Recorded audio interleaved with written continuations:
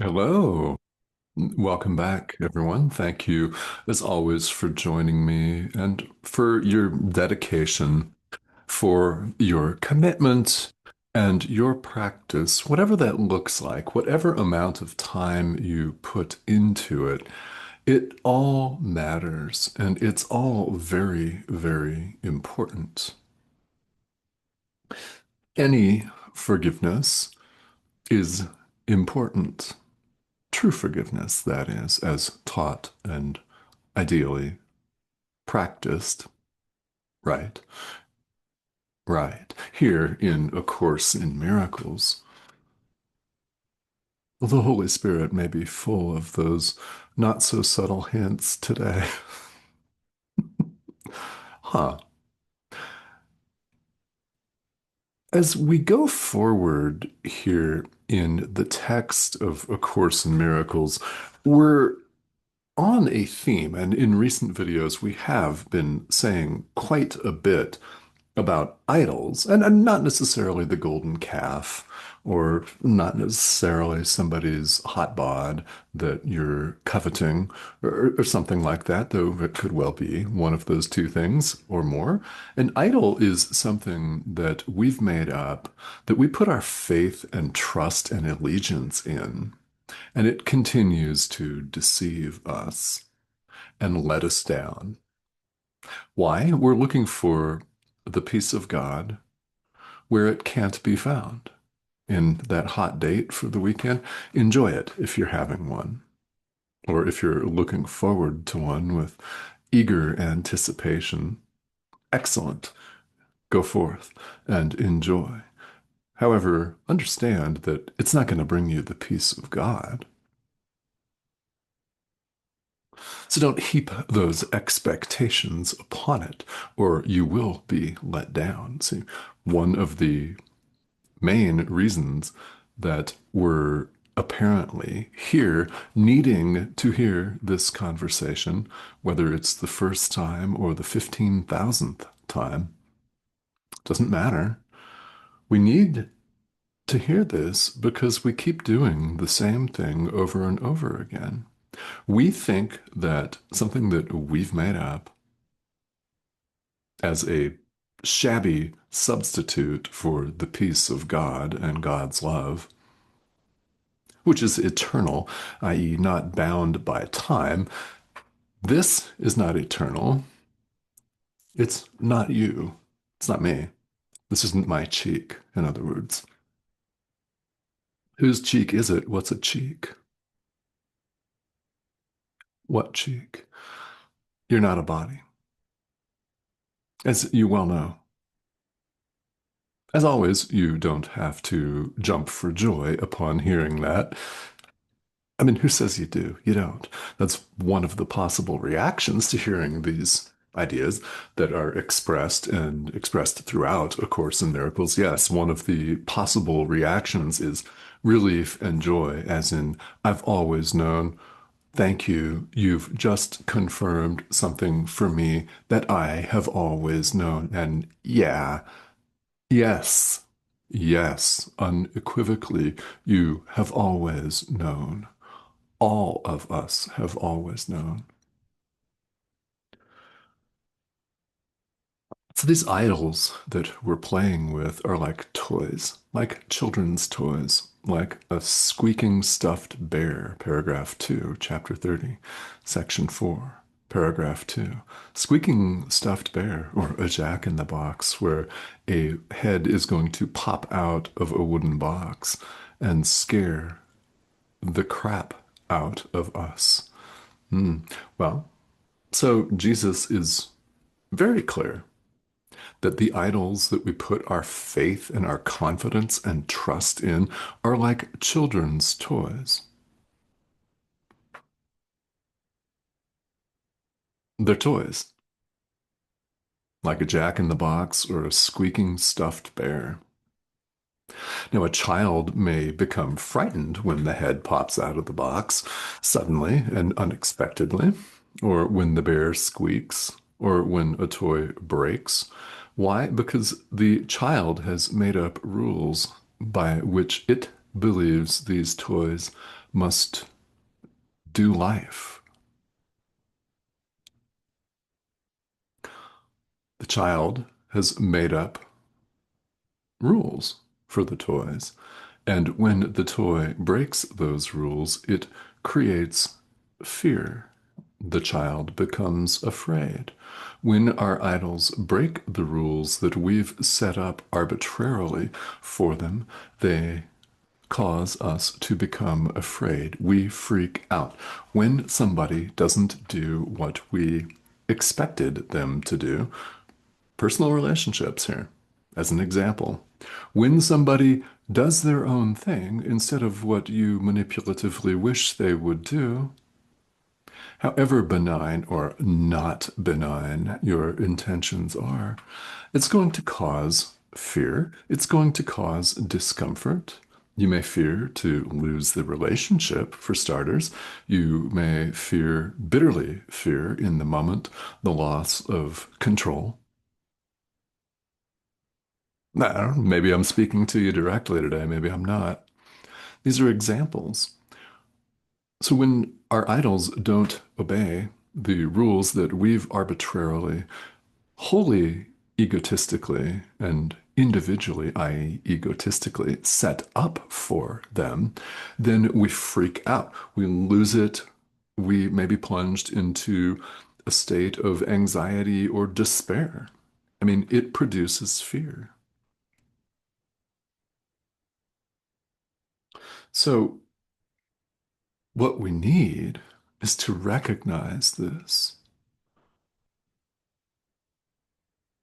Reality does not obey the laws that we've made up, such as physics and chemistry and biology. This isn't you. You know that very well. Doesn't mean you have to accept it, and you don't have to. Nobody's saying you must agree 100% with every single thing this course says. Oh no, expect resistance. If you're resisting, there's nothing wrong with you. It is part of the path. You know that for sure from direct experience. We all do. Reality obeys God's laws, not the laws of biology, chemistry, and Newtonian physics, or even quantum physics. What's a quark? That implies a non-quark, right? What's a particle? Implies a non-particle. What's a wave? Implies a non-wave. This course is purely non-dual, non-dualistic as a thought system. God is the only reality. Reality obeys God's laws because God's the only reality, not reality. Sure feels solid, though, doesn't it? But as you well know, reality is eternal, not eternal, not even.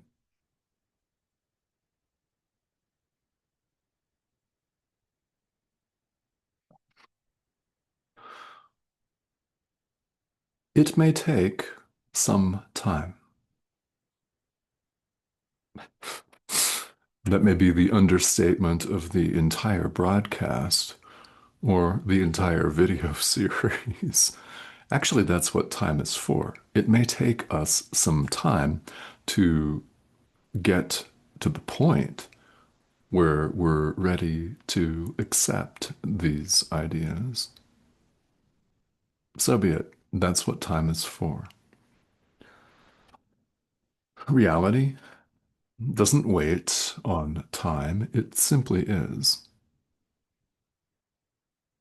So while we appear to be here, we're given something very powerful and very effective to do, true forgiveness. Keep doing it.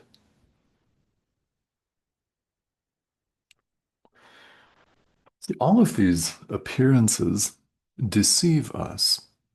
Hot fling for the weekend, and hopefully there's a romantic candlelit dinner along with a tasty bottle of wine. As you may have heard in one or more broadcasts, I'm quite the fan of left bank Bordeaux's, but you could change it up. What's wrong with a little Barolo or something? I'm just saying. You could have one of those on your weekend, and it's not going to give you the peace of God, but man, it might be phenomenal in the moment. If you know, you know. But it's not going to bring you the peace of God. See, the appearances that we look upon, we think we're an appearance, we think we're form. God doesn't do form. God knows not form. God knows not form. Hmm, what's that? Exactly. Appearances deceive because they're appearances. Simply because they're appearances, they deceive and let us down because they are appearances.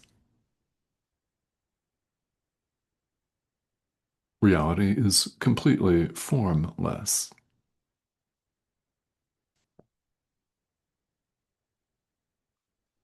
Our great suffering stems from the fact that we've made all of these appearances real to ourselves. We've, in other words, become so attached to them that we've made them real and concrete and solid, and like the physical body, which appears concrete and solid.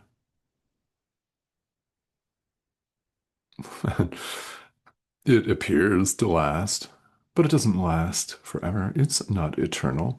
It changes. And anything that changes or transforms, people are a giant fan of the word transformation. And in certain contexts, it's quite appropriately used. Yet, here's the deal. This is A Course in Miracles, guys, not someone's opinion about A Course in Miracles or a knockoff or anything that has gone away from mind training. It's not that. This is A Course in Miracles. Anything that transforms is not of God.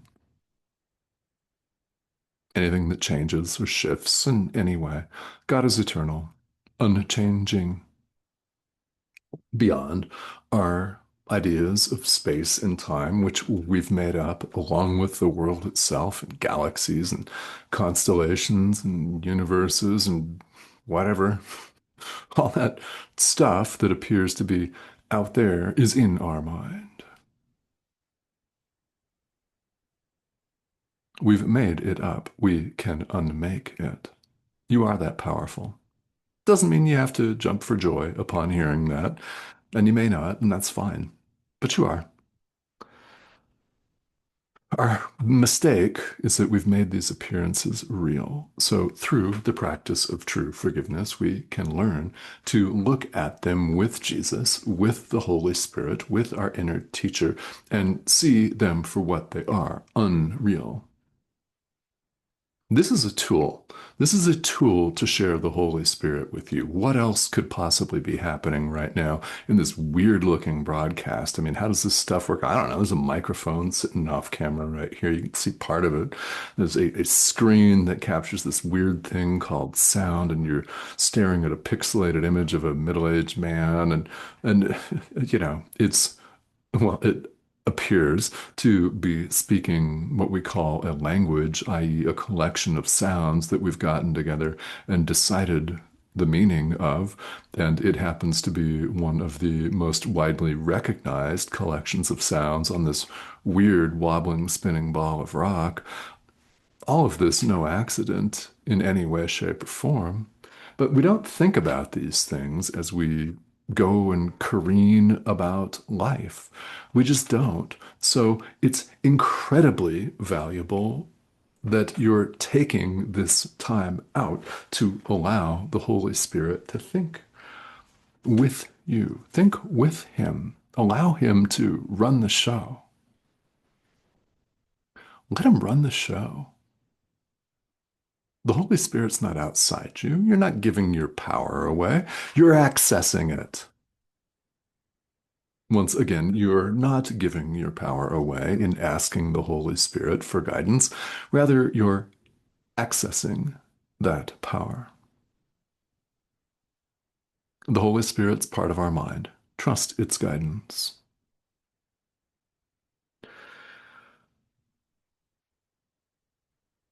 And here's the thing. We really don't want, and we do well to accept that we don't want what we think our idols are going to give us. We think they're going to give us, we're deep down looking for the peace of God, but when we go about looking for the peace of God in a body for the weekend to play around with, or a bottle of wine, or a job, or something, we don't really want the idol. And we don't want what it's going to give to us. Perhaps momentary pleasure, yes, but then the inevitable letdown and disappointment. I mean, look no further than our personal relationships for living, breathing proof of this.